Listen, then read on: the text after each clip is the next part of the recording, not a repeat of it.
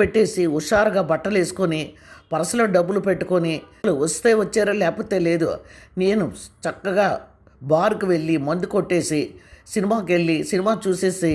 హ్యాపీగా ఇంటికి వచ్చి పడుకుంటాను అన్న ఆలోచనలో ఉండగానే కాలింగ్ బెల్ మ్రోగడం చూసి గబాల తలుపు తెరిచి ఎదురుగుండా ఉన్న ముగ్గురు ఫ్రెండ్స్ని చూసి, వావ్ ఏంటి ఇది నిజమేనా కళ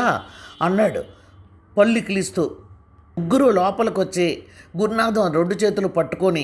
ఎంత తెలివైనోడురా, ఇన్నాళ్ళు నీ సలహాలు అడగనందుకు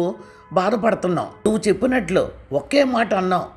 అరే నా వల్ల కాదు మీకు వస్తువులు నగలు ఇవన్నీ కొనడం, అప్పుడు భార్యతో కలిసి ఉండక్కర్లేదని కోర్టే చెబుతుంది, నేను గట్టిగా డిసైడ్ చేసుకున్నాను నీకు విడాకులు ఇవ్వాలని అనగానే